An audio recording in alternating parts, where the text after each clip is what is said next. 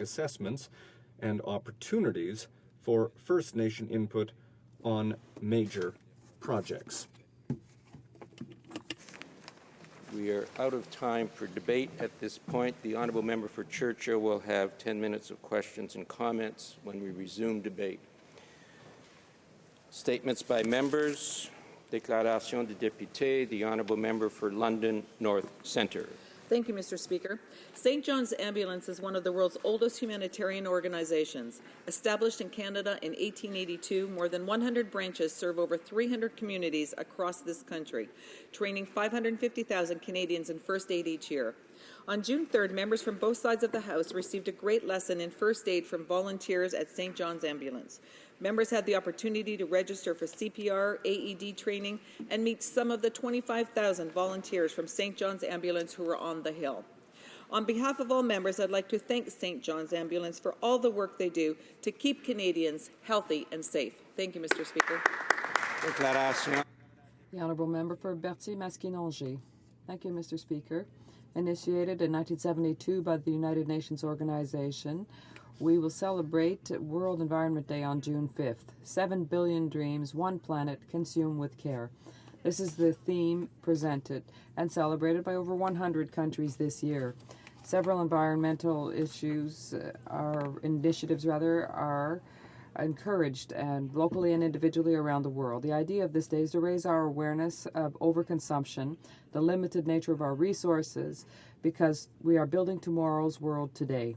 Together, let's make a difference. For example, we could reduce our water use, limit our driving, recycle our old electronics, because every gesture counts and becomes a new habit. And we in the NDP firmly believe in innovation and a sustainable economy based on renewable energies with respect to future generations. This is what a new Democrat government would commit to in October. Happy World Environment Day to all. For Oak Ridge. Thank you very much, Mr. Speaker. Mr. Speaker, this weekend my community, my hometown of Whitchurch-Stouffville, will be participating in Doors Open Ontario. Mr. Speaker, it's an opportunity for the residents of our community to see the important buildings, the heritage buildings that have helped build our community and that are so important to our community. But at the same time, Mr. Speaker, I want to recognize a local resident by the name of Fred Robbins. Fred is the unofficial town historian who's been a major force in helping bring Doors Open Ontario to our Whitchurch-Stouffville community. Now, he's won awards for the work that he's done in helping to promote and preserve our history and heritage in our community, Mr. Speaker. I want to highlight Mr. Robbins because he's an individual who might not ever win or receive an Order of Canada, but his contributions to our community are great contributions, just like hundreds of other peoples and communities across this country who do what they do, Mr. Speaker, not for recognition because they know it's right. So I just want to salute Fred Robbins and all of the people who are participating in Doors Open Ontario, my hometown of Whitchurch-Stouffville. Thank you, Mr. Speaker. The honourable member for Bourassa. Mr. Speaker, I have the pleasure of saluting the contribution of Mr. Raymond Paquin in this chamber, a leading figure from Bourassa, who I have the honour of representing in Parliament. His devotion earned him the Governor-General's Prize this year.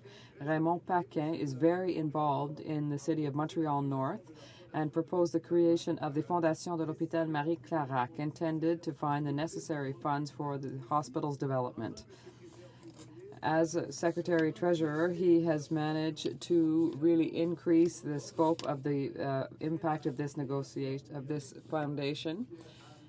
And he has worked with Pierre-Anne Mandato and his team at the hospital. So thanks to his determination, a funding campaign of $35 million was launched, and that allowed for the building of a new pavilion, the Pavillon Mère Anselme Marie, which opened its doors in November 2014. My writing is enriched by his contributions. I thank him very much. Saskatoon, Winiskowin. I pay tribute to good staff that I've had over the past 18 years. I want to thank Al, who was my very first staffer. We learned a lot of things together. I express my gratefulness to Beth, who was a diligent worker and a very gifted writer as well. I acknowledge John, who was my first research assistant on Parliament Hill, very thorough at that. Edna was my 15-year administrative assistant on the Hill and a very capable, committed staffer who made not more than a handful of mistakes in all those years. Wanda stepped in to effectively fill the role of admin assistant in the Constituent office during a couple of pregnancy leaves. TV did an admirable job of relating to constituents and providing me valuable feedback from his spring and fall mobile office tours. Lori is efficient and remains chipper even in the face of difficult constituent cases, and AJ is firm and sensible in serving my constituents. TJ is a good advisor, confident, and astute legislative assistant. Suzanne has filled the gap in a reassuring way for me in the significant bookkeeping and financial aspects of this role. And lastly, Barb has been a tremendous aid in researching and collaborating with me on pro-life issues. I thank these staff because I could not have done the job without them, and only eternity will tell the impact of what we've accomplished together. Thank you, each one. Déclaration La Pointe. The Honourable Member for La Pointe de Lille. I want to rise in the House today to thank the people of La Pointe de Lille for putting their confidence in me 4 years ago, 4 of the most beautiful years of my life. I've been able to work with the people in Mercier East and West, Pointe-aux-Trembles, Montreal East and West, all with people who are really devoted to their communities. I want to celebrate and thank all of those who day after day work to build a fair and more green and more solid community that has solidarity, so that we can all really build a society that's up to our expectations. I intend to work relentlessly so that we invest in rail security for all of our safety, so that everyone has affordable housing, that our seniors be able to enjoy their lives, and that we will continue to work to protect the environment. Together we can do so. Thank you, Mr. Speaker. The Honourable Member for Ottawa-Orleans. That I pay tribute to Kevin Frost of Orleans, who contributes to the immense richness of our community. Kevin proves each day that you can be blind and deaf and still serve others. In the last 15 years, Kevin has competed as a speed skater and was twice blind long tracks champion and 3 times world blind short track champion. He holds 9 world records and has been awarded 18 gold medals and 1 silver.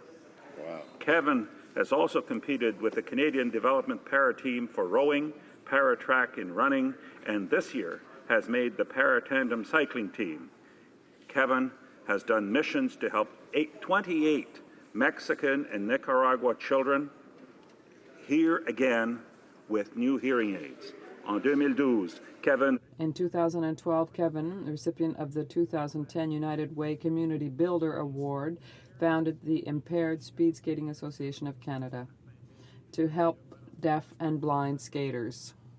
Thank you, Mr. Speaker. The Honourable Member for Calgary East. Mr. Speaker, 18 years ago this week, a major milestone for my family occurred. On June 2nd, 1997, I was elected as a Member of Parliament for Calgary East. This would have not been possible without the support of my family, friends, and most of all, the constituents of Calgary East. It has been an honor to be the representative, and during this incredible journey, I have been humbled by the support and friendship of Canadians from across the country and the opportunity to represent Canada on the world stage. My heartfelt thank you to my immediate family, my wife Nina, daughters Priti and Kajal, son-in-law Robin Martin, and my son Aman, as well as my grandchildren David and Ivasha, and of course, my extended family. I would also like to thank my staff, my friends, my local electoral district association, my supporters, and my colleagues in the House of Commons. I look forward to seeking the trust of the constituents of the new riding of Calgary Forest Lawn in the next election. Thank you, Mr. Speaker. Honourable Member for Sherbrooke. Thank you, Mr. Speaker. On April 29th, my motion M553 was unanimously adopted by this chamber. I thank the members once again for their support. The House sent a clear message to the Minister of Transport. Do your work and provide the promised mechanism that was promised 2 years ago as soon as possible. The motion passed 5 weeks ago gave a lot of hope to the people of Sherbrooke, but unfortunately this hope is dissipating in the face of the inaction of the current government. The Conservatives clearly have put my region at the bottom of their priority list, and it's lamentable. It is shameful, Mr. Speaker. People of Sherbrooke deserve a government that listens to them and that will act quickly to meet their needs, and that's exactly what we will give them the day after the next federal elections, thanks to the election of a first NDP government. The honourable member for Mississauga South.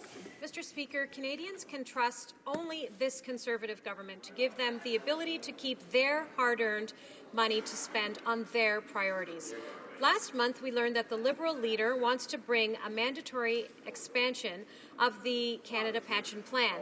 Mr. Speaker, this is absolutely unacceptable to the people of my riding of Mississauga South. His plan will kill jobs and hike taxes on hardworking Canadians. My constituents understand that this means an individual earning $60,000 would have to pay $1,000 more in taxes. And so our government rejects this. The people of Mississauga South reject this. And on this side of the House, Mr. Speaker, we cut taxes. We don't raise them. The honourable member for Toronto Danforth. Hey, Mr. Speaker, the Minister of Defence seems to be in denial. He pretends to be unaware of the existence of my motion M517, tabled 1 year ago on discriminatory discharge of Canadian Forces LGBTQ personnel, despite correspondence with me on M517 back in February-March. In this House, the Minister talks only about the lawful presence of LGBTQ men and women in the military since 1992. He ignores the long period when they were treated as subhuman under a Canadian Forces administrative order entitled Sexual Deviance, Investigation, Medical Investigation, and Disposal. Disposal, Mr. Speaker, is what we do with garbage, not human beings. My motion calls on the government to issue an official apology and to revise service records to reflect the honourable service of those LGBTQ men and women discharged or forced out of the military during this period. Hear, hear. I want to recognize and thank members of the We Demand an Apology Network for their perseverance, especially Darrell Wood and Gary Kinsman. I join the network's members in calling on the government to finally apologize and acknowledge this period of cruel discrimination. Thank you. The honourable member for Kamloops, Thompson, Caribou. Thank you, Mr. Speaker. And Canadians are starting to notice the high tax, high debt policies of both the NDP and the Liberals. And it's really only our government that they can count on to keep taxes low and really their hard-earned money in their pockets. And I'll give you an example. An average family of four now sees $6,000 more that they keep in their pockets. And Mr. Speaker, that's to spend on their priorities, whether their child care needs are different or whether they want to save for their retirement. It is for them to make the decision. I think it's also important to point out a recent addition to the Liberal leaders' high tax agenda, and that's the expansion of the Canada Pension Plan. And that's going to see an individual earning $60,000. He's going to have to pay $1,000 more in taxes. As we are starting to see in Ontario with Premier Wynne, taxpayers and job creators reject this, Mr. Speaker, and so do we. The honourable member for Charlottetown. Mr. Speaker, when the Prime Minister took power, he declared, "You won't recognize Canada when I'm through with it." I wish he was joking, but that would require a sense of humour. Over 10 long years, the Prime Minister has done his best to undermine Canadian values, to make us less unified, less compassionate, and less committed to a fair society. That's why I'm so proud to be on the Liberal team, where our focus is on fairness for the middle class and those seeking to join the middle class. Hear, hear. Our middle class tax cut and Canada Child Benefit will mean more money in the pockets of the Canadians who need it most. The Prime Minister thinks Canadians are out for themselves, but Liberals know we're all in this together. Our country does best when every Canadian has the opportunity to prosper. Come October, Canadians don't just get a different government, we deserve a better government. I stand with Liberals because Liberals stand for fairness for the middle class. Hear, hear. The honourable member for Glengarry Prescott Russell. Mr. Speaker, tomorrow is the 71st anniversary of D-Day, the day that Canadian and Allied troops stormed the beaches of Normandy, France, in their campaign to liberate Europe from tyranny and oppression. The successful landing on D-Day allowed the Allies to gain a foothold in France and would come to mark what many consider to be the turning point of the Second World War, which led to the defeat of Nazi forces and ended their occupation of Europe. We proudly pay tribute to our veterans and remember their service and sacrifice as they demonstrated unmatchable courage. We also thank the men and women in uniform around the world today carrying on the fight to ensure that the horrific events of World War II are never repeated. We know evil still exists in the world, and remember that our country will always stand for what is good, for what is right, and for what is just. To our veterans and those who made the ultimate sacrifice, your nation is truly grateful. Thank you, Mr. Speaker. The honourable member for Thunder Bay, Rainy River. Mr. Speaker, Canadians are finally starting to get a better picture of the Conservative and Liberal corruption that's taken hold in the Senate. It's not pretty. 30 current and former senators caught with misusing taxpayers' funds, some serious enough to warrant police investigations. Top-ranking Liberals and Conservatives implicated, including the Senate Speaker, the Leader of the Government, and the Leader of the Liberal Opposition, and the Speaker was appointed by the Prime Minister less than a month ago. It also seems that once informed the Auditor General had them in his sights, he actually decided to concoct a whole new appeals process so they could disagree with the Auditor's findings. To be clear, senators named in the Auditor General's report have put themselves in charge of creating an appeals process to use on themselves. It's outrageous, and it's sad. Too long Canadians have been asked to look the other way and ignore the rot in the undemocratic and unelected Senate. In October, Canadians can vote for the change they want and actually get it. The honourable member for Brampton Springvale. Mr. Speaker, the Liberals only have one plan for the economy, and it is to increase taxes. Recently, the Liberal leader talked about implementing the tax proposed by Kathleen Wynne, Liberal Premier of Ontario, that would cost each person earning $60,000 a year, $1,000 a year in tax hike, including small and medium-sized businesses that are the backbone of our economy would also be subject to the same $1,000 tax hike per year, Mr. Speaker. Now, Mr. Speaker, that will kill jobs and it will be very costly for Canadian families. We are doing the opposite, Mr. Speaker, and we're cutting taxes. Thank you, Mr. Speaker. Oral questions, question orale. The honourable member for Hamilton Centre. Mr. Speaker, Canadians woke up this morning to new revelations about the Senate corruption scandal. Appalling details are emerging. 30 violated spending rules, 9 referred to the police for investigation, 4 others already facing charges, including Conservative appointee Mike Duffy, who's now on trial, Conservative and Liberal leaders in the Senate, and the Conservative Speaker, all implicated. Mr. Speaker, the Prime Minister appointed the new Senate Speaker less than a month ago. Was he aware at the time that the Speaker was implicated in the Senate corruption scandal? The Honourable Parliamentary Secretary to the Prime Minister. Thank you very much, Mr. Speaker. Mr. Speaker, obviously any abuse of taxpayer dollars is completely unacceptable, but it was, of course, the Senate that invited the Auditor General in to review all of their expenses. We understand that they've received the report, Mr. Speaker, and the Senate is responsible to respond to that. Member for Hamilton Centre.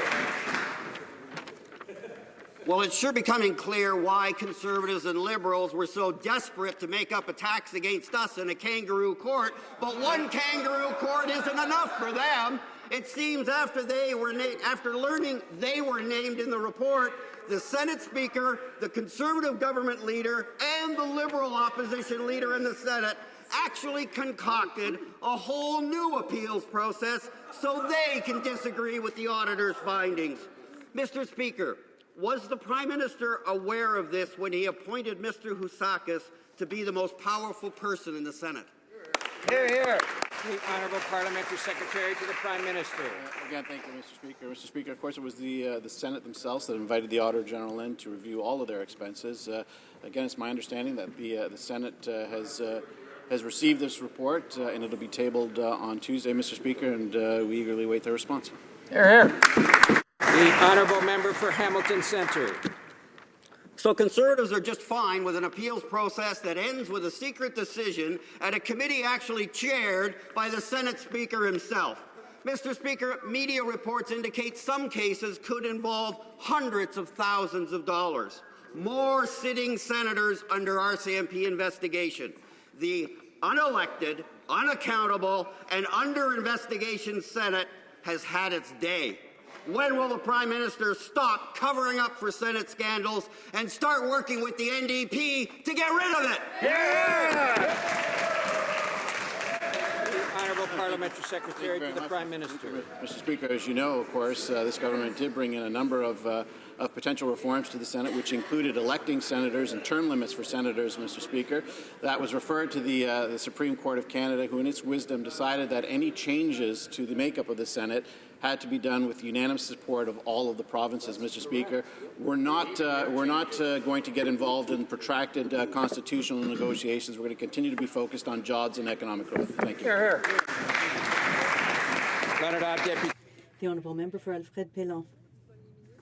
The Prime Minister's office continues to be embroiled in the Senate scandal.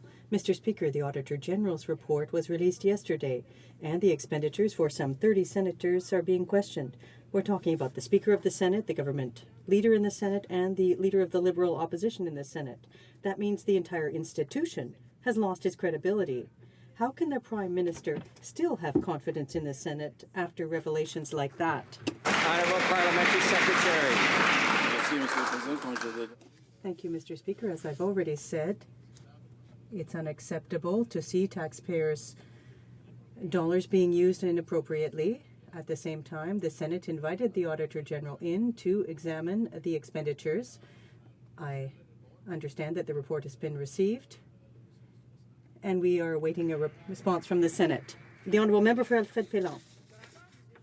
The Auditor General's report reveals that half of senators will face accusations with respect to illegitimate or expenditures, and the total is $1 million. Among those who've been singled out, Senator Boisvenu, who was appointed just 5 years ago by the Prime Minister. The accusations he is facing are so serious, the file will be sent on to the RCMP. Will the Prime Minister strongly condemn the action of his Conservative senators that he appointed? The Honourable Parliamentary Secretary to the Prime Minister. Speaker, it was the Senate that invited the Auditor General to examine their expenses, Mr. Speaker. The senator in question is no longer a member of the Conservative caucus, but we've said all along, Mr. Speaker, anybody who is clearly under a police investigation needs to step out of this caucus. Thank you.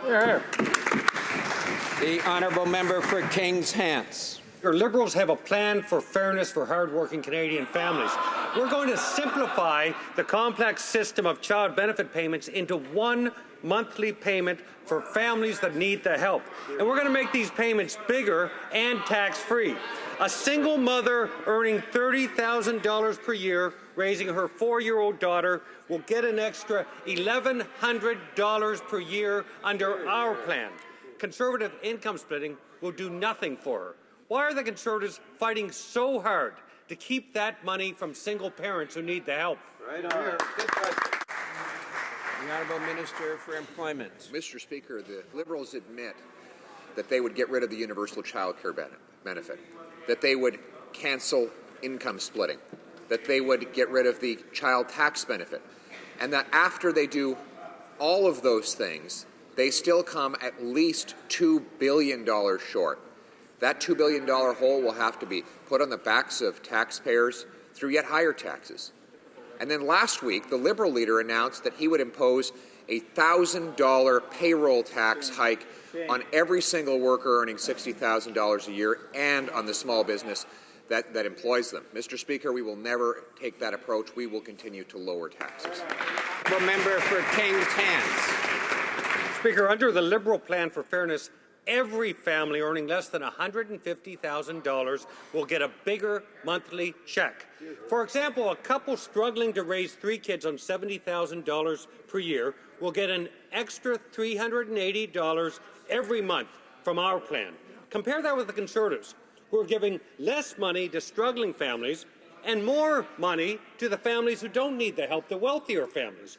Why are the Conservatives fighting so hard to keep the money from struggling middle-class families who need the help the most? The Honourable Minister of Employment. Mr. Speaker, the Liberals have now admitted that they support Kathleen Wynne's payroll tax. That would raise taxes by at least $1,000 on every single worker, regardless of their income, Mr. Speaker. And it would raise equal amounts of taxes on the small business that employs those workers. Now, those businesses tell us that they would be forced to cut wages and lay people off to pay this new Liberal tax. Mr. Speaker, we're taking the opposite approach. We've cut taxes for small businesses to create jobs, and we've lowered taxes for families to help them get ahead. The Honourable Member for Saint-Laurent-Cartierville. Mr. Speaker, it's clear that the Minister doesn't want to talk about the Canadian Child Benefit being proposed by the Liberals because he knows full well that it will provide greater monthly checks to 9 out of every 10 Canadian families, and he can't deny it. All the experts are saying that, and the Conservatives have been denying this in more and more bad faith. Don't the Conservatives see that the average family earning $90,000 with 2 children will receive $2,575 more with the Liberal plan in the first year of a Liberal government? And the amount will be indexed and tax-free. Will they finally admit, or will they admit that, or will they continue with their bad faith? The Honourable Minister. The Liberals have already admitted that they wanted to eliminate the universal child care benefit, eliminate income splitting, and increase taxes on families and seniors. And, Mr. Speaker, after all of that, they still have a $2 billion gap in their plan, which will force them to increase taxes on Canadian families, Mr. Speaker. We are doing the opposite. We are reducing taxes, and we are giving them benefits, giving benefits to all families, regardless of their income, regardless of the choices they make for childcare. Member for Churchill. Monsieur le Président, comme le dit le chef Mr. Speaker, as the National Chief has said, we can't move towards reconciliation when too many communities are living in precarious conditions. But now we've learned that the Conservatives preferred to leave $1 billion in the coffers of the Department of Aboriginal Affairs instead of funding essential services like education, access to drinking water, and to housing. How can the Conservatives justify this gross negligence? Mr. Secretary to the Minister of Aboriginal Affairs. Of course, Mr. Speaker, that member knows that's not true. Lapse funding is not lost funding. And in the last 5 years, over 97% of what was marked as lapse funding in the public accounts has been carried forward to future years and spent on a wide range of programs that member and that party voted against. The delay in spending of these funds is not uncommon because actually spending this money often involves negotiations with other parties or community votes from First Nation memberships. Mr. Speaker, we will continue to make concrete investments in Aboriginal peoples, and we'd like the opposition to actually get on board and support that. Member for Churchill. Mr. Speaker, the question is, how can these Conservatives look at themselves in the mirror every day when Indigenous peoples live in this country in third world conditions, in moldy homes, in schools that are falling apart without safe drinking water, and we find out that they have lapsed $1.1 billion returned to their coffers, money that was allocated to them. How can they stand in this House and justify to Indigenous peoples in this country this gross negligence?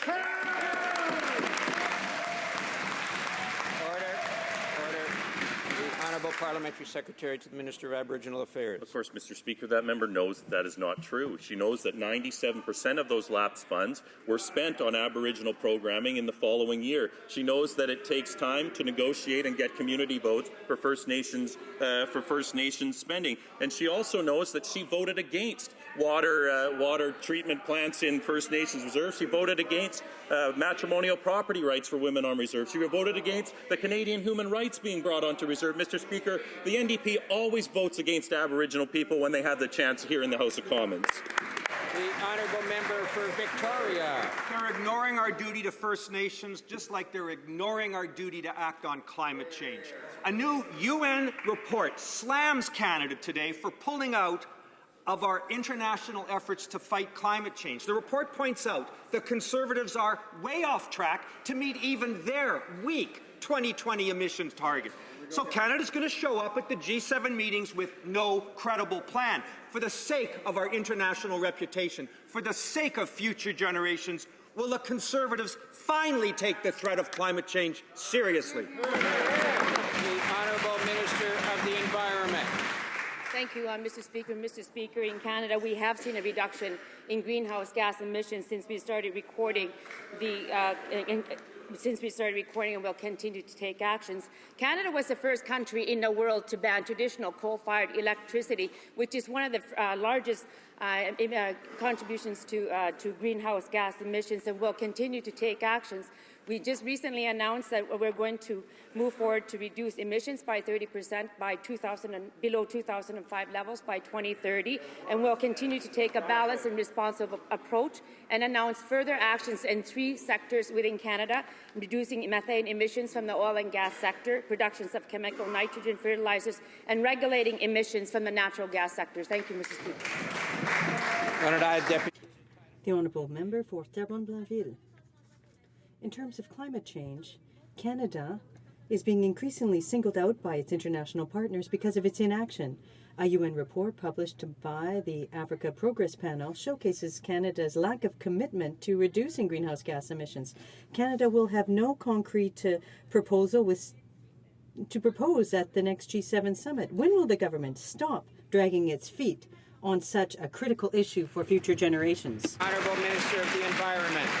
Thank you, Mr. Speaker. Mr. Speaker, our government has announced a fair and ambitious target for Canada, and it is in line with the international industrialized countries. We plan to reduce greenhouse gas emissions by 30% below the 2005 levels by 2030, and will continue to take actions. We recently announced 3 sectors that we will continue to regulate: reduce the methane emissions from the oil and gas sector, regulate the productions of chemicals and nitrogen fertilizers, and regulate emissions from natural gas-fired electricity. This is in addition to the actions that we took in the traditional coal-fired electricity sector and the transportation sector. Thank you, Mr. Speaker. Deputy Lapointe. The Honourable Member for La Pointe-de-L'Île. The Prime Minister and his office are grappling with the largest scandal in the Senate in history. And it's become a disgrace for Conservatives and Liberals. And Canadians are fed up with paying for these illegal expenditures.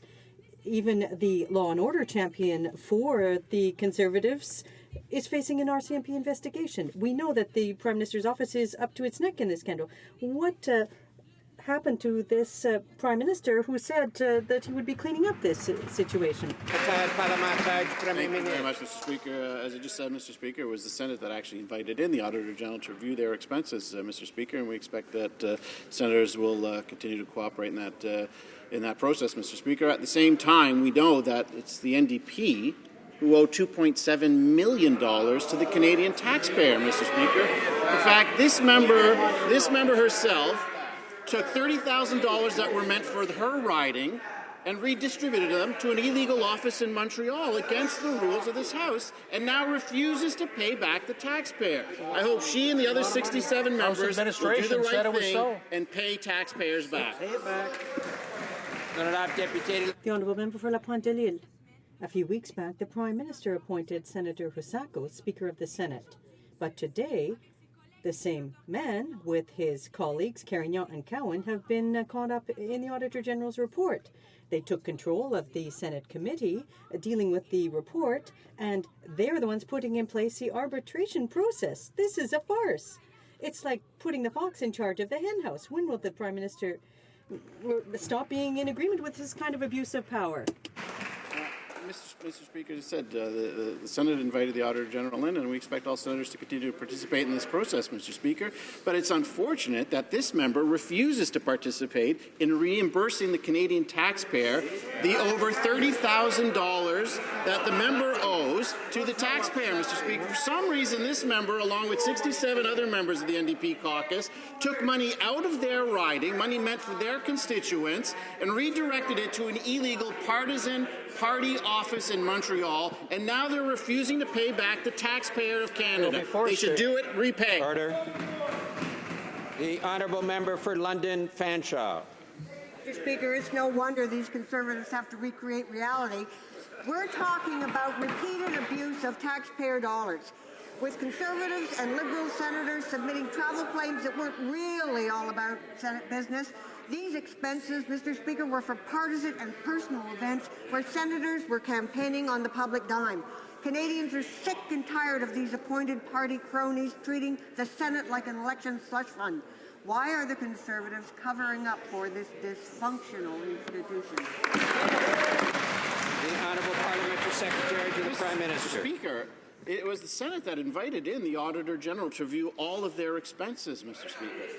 Now, at the same time, we know that the NDP caucus, 68 of them, owe the Canadian taxpayers $2.7 million, Mr. Speaker. They owe them $2.7 million, Mr. The Leader of the Opposition himself owes $400,000 to the taxpayer, and this summer, 68 of them are going to be squished into the defendant's box in the court, trying to explain to the taxpayer why they refuse to pay back the money they owe him. Pay the $2.7 million back. Order. The Honourable Member for London Fanshawe.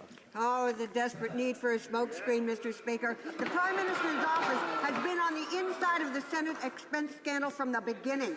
The cover-up of the Duffy spending scandal was orchestrated by the PMO. The Conservatives knew full well what their Senate cronies were up to because they were the ones who invited these senators to partisan fundraisers. The Conservative MPs here enabled the corruption of Conservative senators over there. How can the Prime Minister continue to maintain he is innocent when all the evidence points back to his office? The Honourable Parliamentary Secretary. Again, Mr. Speaker, nothing could be further from the truth. The only person who has done enabling is the actual Leader of the Opposition, who hatched a scheme out of the office of the Leader of the Opposition to take funds of the Canadian taxpayers, funds meant for 68 members' ridings, and funnel it to an illegal office in Montreal. Now, they owe the taxpayer $2.7 million, Mr. Speaker. They're refusing to pay that money back. I hope they will do the right thing and pay back the taxpayers, Mr. Speaker. Don't spend your summer in court defending why it is that you refuse to pay them back. Just simply pay the taxpayer back. Pay it back. I would remind the Parliamentary Secretary to direct his comments to the Chair, not to other members across the floor. The Honourable Member for Toronto, Danforth. Mr. Speaker, the Senate is in total disrepute. Even former Conservative Prime Minister Mulroney agrees that the Senate is facing an unprecedented crisis. The Auditor General's report will confirm just how deep the rot runs. It's never been clearer that it's not only possible, but it's necessary to abolish the Senate. Hear, hear. The Supreme Court has told us how, so will the Minister for Democratic Reform tell us whether the Conservatives will finally let Canadians get rid of this thoroughly discredited institution? Honourable Minister of Employment.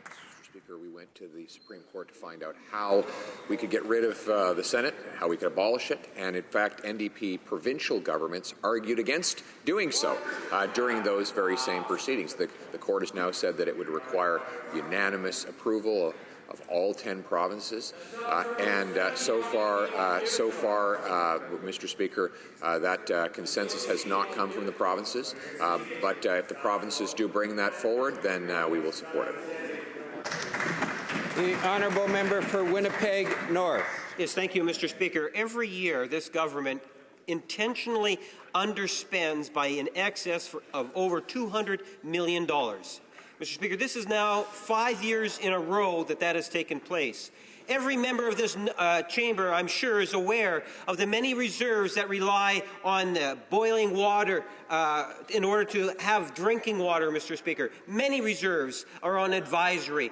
Every member is aware of the deficiencies of education within our reserves, Mr. Speaker. My question is, how does this Conservative government justify stealing over $200 million a year in the past 5 years when the needs are so great in Canada's First Nations? Order. I remind all members you have 35 seconds to ask your question, not a minute.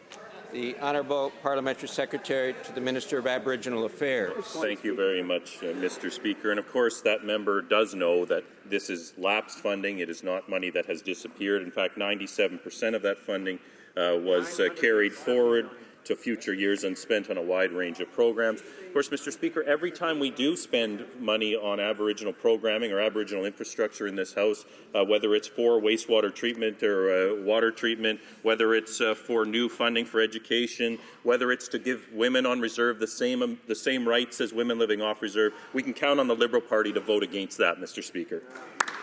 The honourable member for Ottawa South. Monsieur le Président, 30 millions. Mr. Speaker, $30 million could buy 300 units for affordable housing, 1,000 bus passes for seniors receiving a pension, jobs for 9,000 students, 20 million breakfasts in our elementary schools for children who are hungry, the reopening of the 9 service officers for veterans. How can the Prime Minister explain that he's spending $30 million on 10,000 vain Conservative blue billboards? The Honourable Minister of Employment. Mr. Speaker, we are informing Canadians of benefits and advantages, such as increases to the universal child benefit, $2,000 for children under the age of 6, and $720 for each child between the ages of 6 and 17. The Liberals want to eliminate that benefit for Canadian families, but Mr. Speaker, at the same time, the Liberal leader has just announced he's going to impose a tax, a $1,000 tax on all workers, which is a pension strategy being proposed by Kathleen Wynne in Ontario. We oppose that, Mr. Speaker, and we are going to continue to reduce taxes for Canadian families. Honourable member for Ottawa South. Mr. Speaker, here's what $30 million can buy. 15 MRI machines, 500 registered nurses or 900 personal support worker salaries for 1 year, 10,000 hip, knee, and cataract surgeries, 4,250 insulin pumps for our kids coping with type 1 diabetes, 15,000 doses of chemotherapy drugs for cancer patients, 46,500 injections to treat osteoporosis. In the face of so many needs, how can the Prime Minister justify spending $30 million on 10,000 obscene Conservative blue vanity billboards?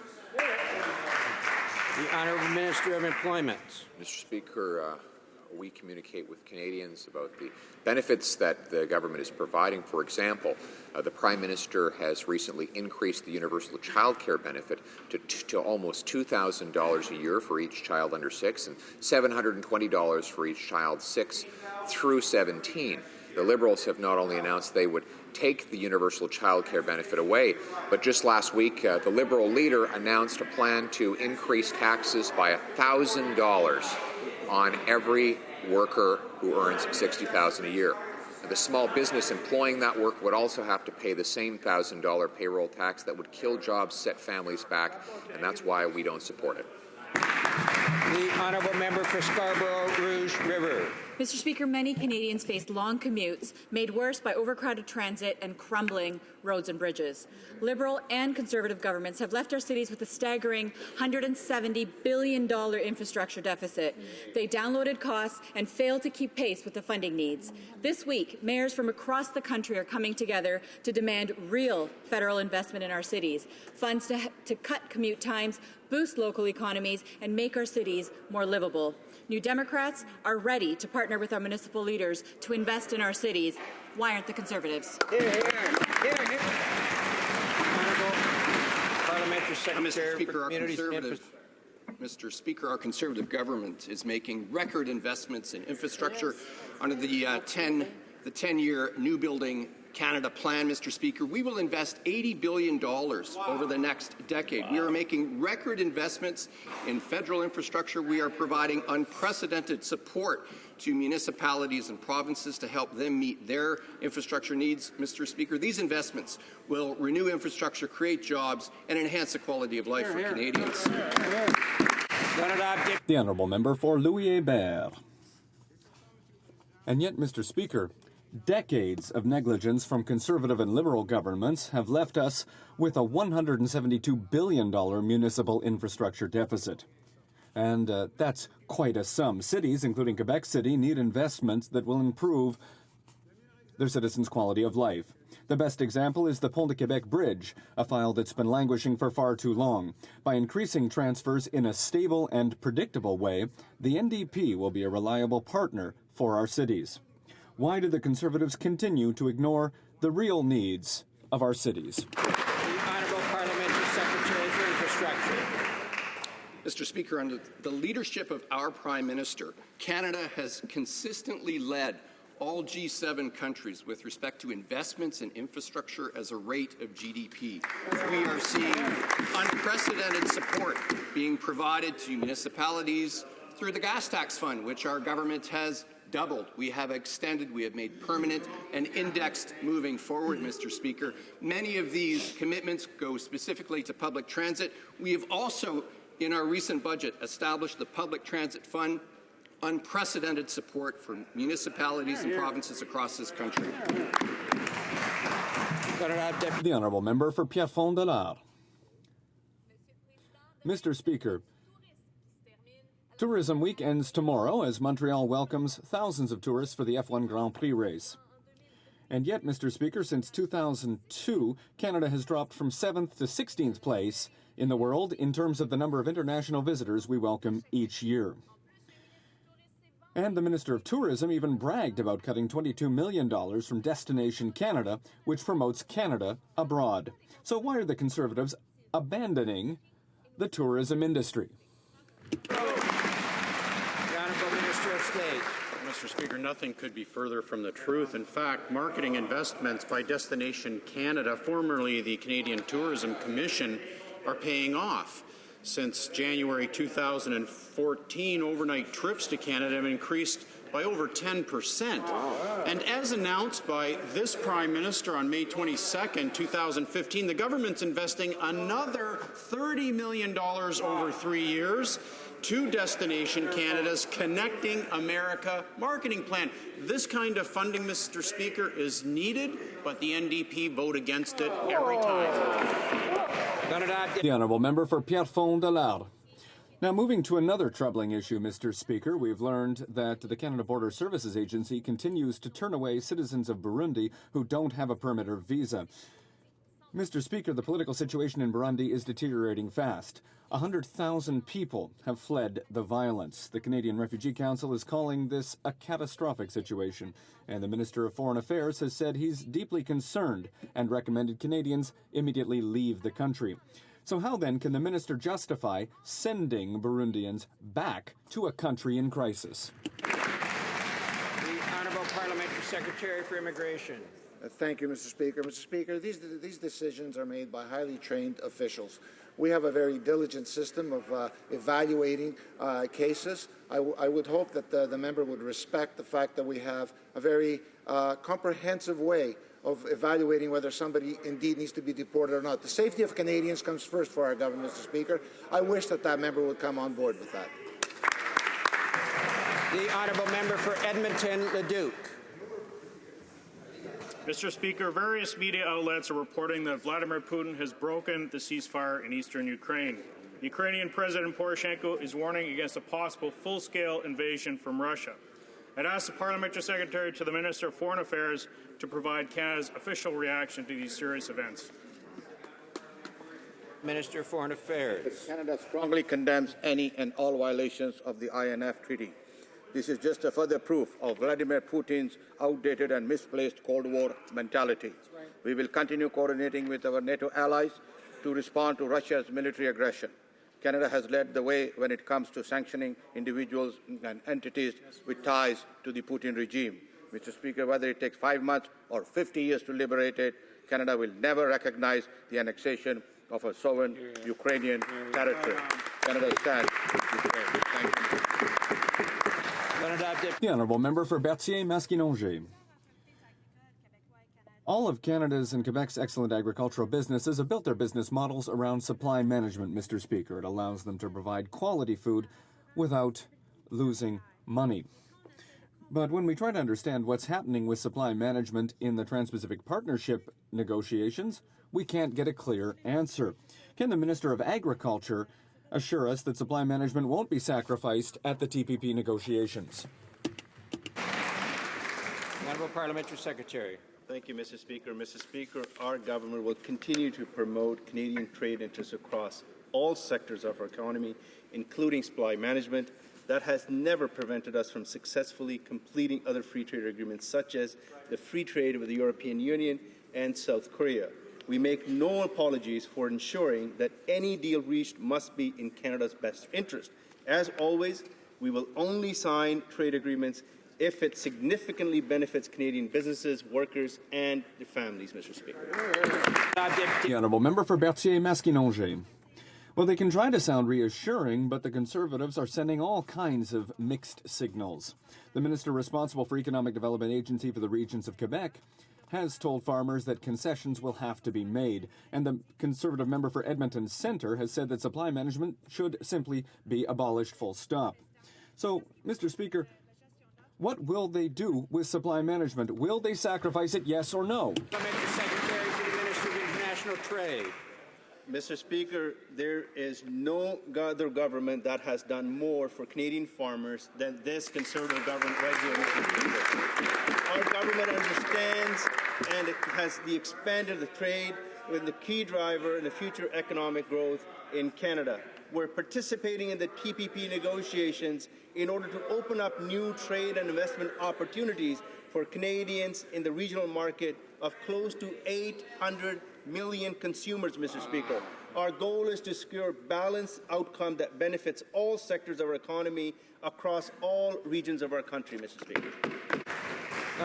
The honourable member for Pontiac. Conservative mismanagement is reaching previously unattained heights, Mr. Speaker. They can't even pay all of the government's employees on time. At several departments and agencies, there are employees who haven't been paid in 2 months. 2 months without getting a salary. That's unbelievable, Mr. Speaker. And all because of their willy-nilly cuts. Does the President of the Treasury Board really think that this is good management? The Honourable Parliamentary Secretary to the President of the Treasury Board. Mr. Speaker, the President of the Treasury Board works with all departments to make sure that our employees have a safe and obviously a good work environment. We also make sure that they are paid, and Mr. Speaker, this is something that the Treasury Board President will look into, and I do appreciate the member opposite raising his concerns in this place. Thank you. Member for Ottawa Centre. Well, Mr. Speaker, one of the most basic responsibilities of any employer is to actually pay their employees. And we have a government who is not able to do that. These are hard-working public servants, Mr. Speaker, who make us proud every day. But this government has fumbled the ball on actually being able to pay them. They brought in the centralized pay system that is inefficient, and they haven't figured out how to work out the kinks to actually pay our public servants. You know, Mr. Speaker, people are counting on their pay to pay their bills. They can't wait for months without getting pay. They get their pay, we get our pay. Why not the public servants getting their pay? What are they actually going to do to fix this problem? Parliamentary Secretary to the President of the Treasury Board. Mr. Speaker, I've already mentioned that we want to make sure that all employees of the Government of Canada have a good work environment, and obviously we treat our employees with respect. We also want to ensure that our employees are treated fairly.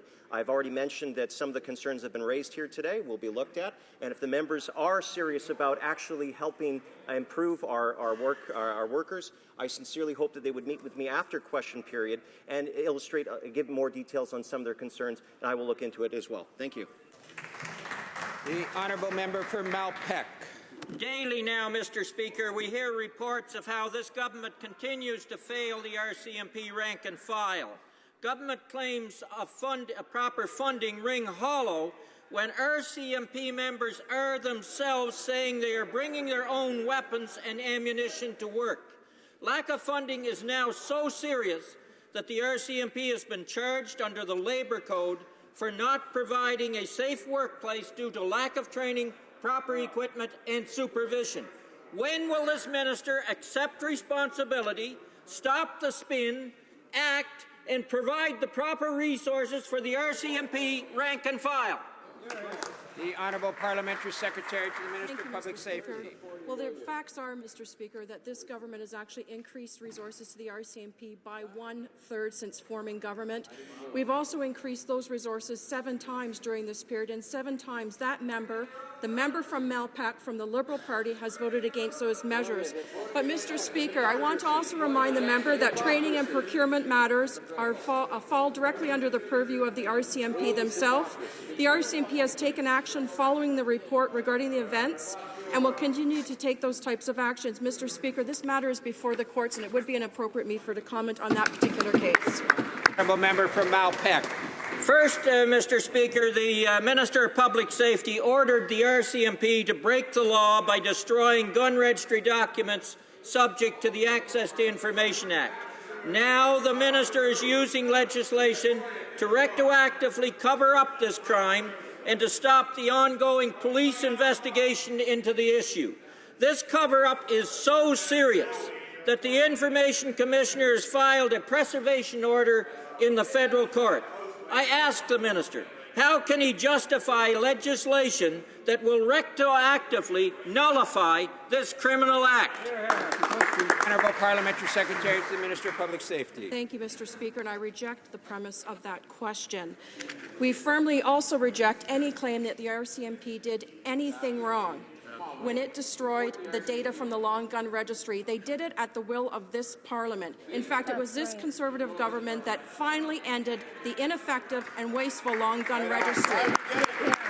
Mr. Speaker, on this side of the House, to law-abiding hunters and sport shooters, we will make no apologies to ensuring that the will of Parliament is followed.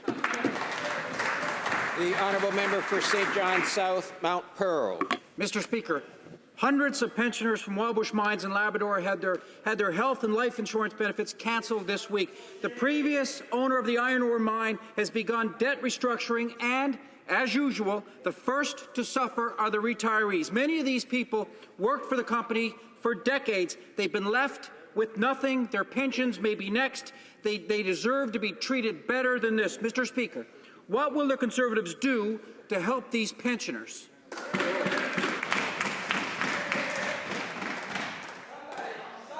The Honourable Parliamentary Secretary to the Prime Minister. The question from the honourable member.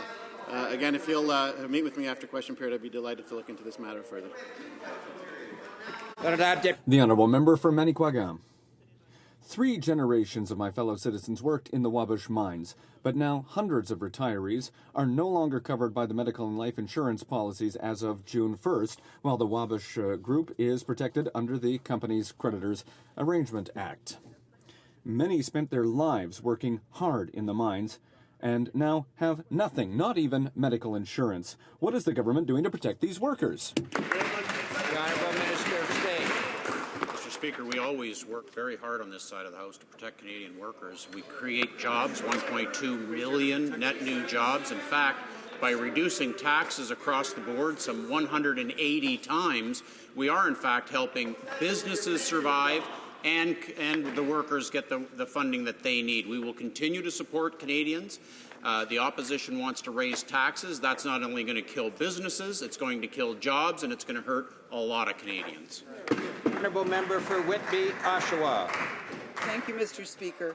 Our government believes that all Canadians should be given as many options as possible to save for a comfortable and secure retirement, how they want and when they want. Can the Minister of Employment and Social Development please inform the House on our government's approach to helping Canadians save for their retirement? Minister of Employment. Mr. Speaker, last week the Liberal leader said, and I quote, "We're looking at an expansion and a mandatory expansion of the CPP of the type that Kathleen Wynne put forward in Ontario." Now, this would mean a new $1,000 payroll tax on every middle-class worker and the small business that employs them. Mr. Speaker, according to the Canadian Federation of Independent Business, that would kill jobs and force businesses to cut wages. Our plan, by contrast, is a low-tax plan for a secure retirement. By providing tax-free savings accounts and lower taxes for families, we allow Canadians to set aside more money and grow it tax-free for a brighter retirement. The honourable member for Charlottetown. Mr. Speaker, in a residential area of Charlottetown, very close to West Kent Elementary School, the Department of Fisheries and Oceans has struck a private deal to allow for the installation of a cell tower atop a range lighthouse it owns. People in my community want to know why taxpayers will be paying the upkeep on a public structure to benefit a private company, and parents are rightly concerned about the health impacts on their kids.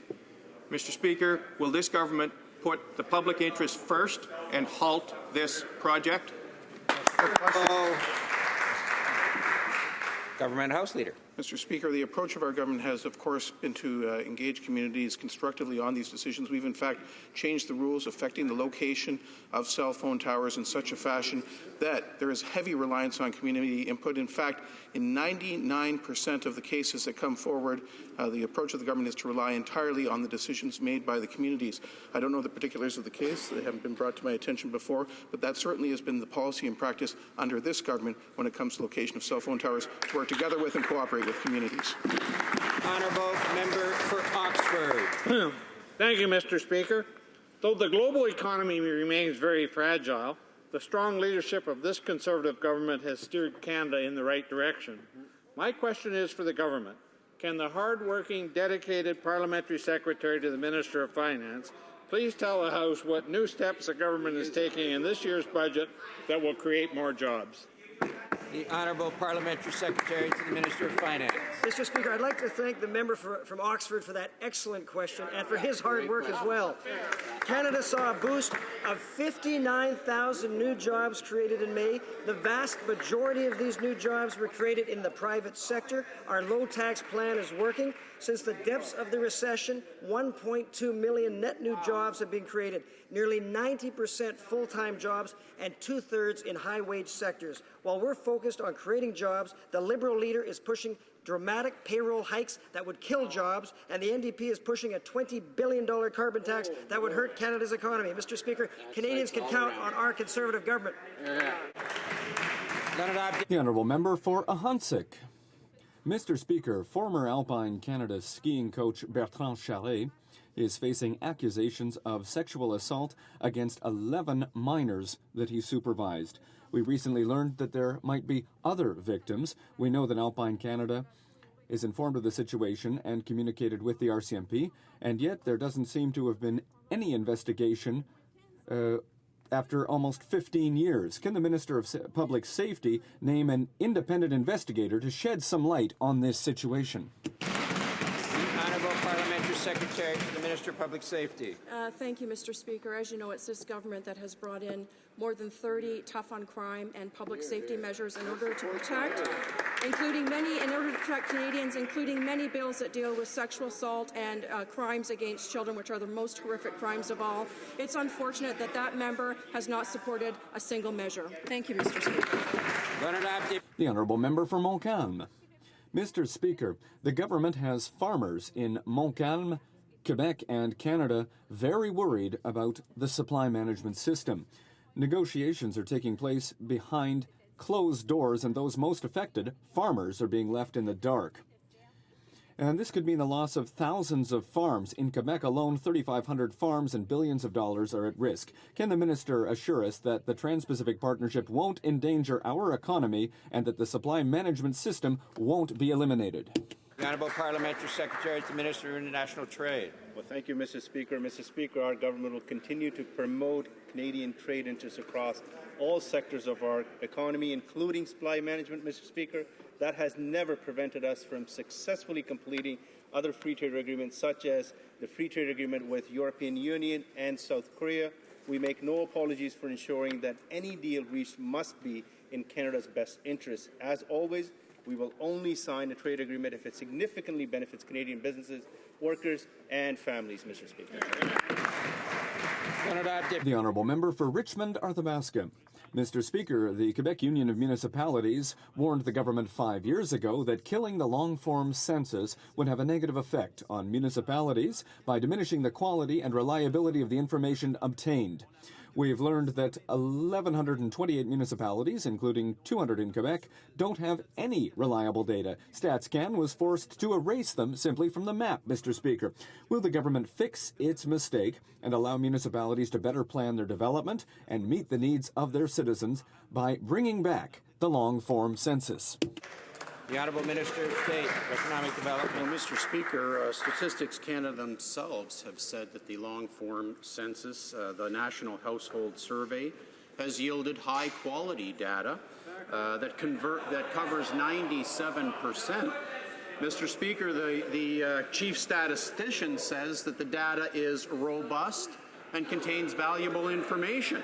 I encourage the member, if he wants to, he can speak to Wayne Smith, the chief statistician for Statistics Canada, who has in fact said that this form, the way we are now doing it, provides quality data and information that is quite useful. That concludes question period for today.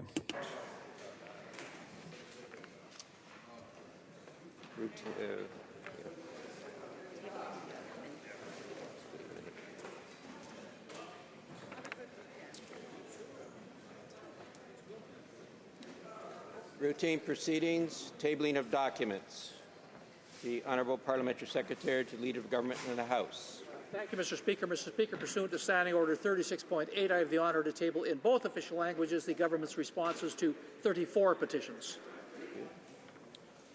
Introduction of government bills. The Honourable Minister of Justice.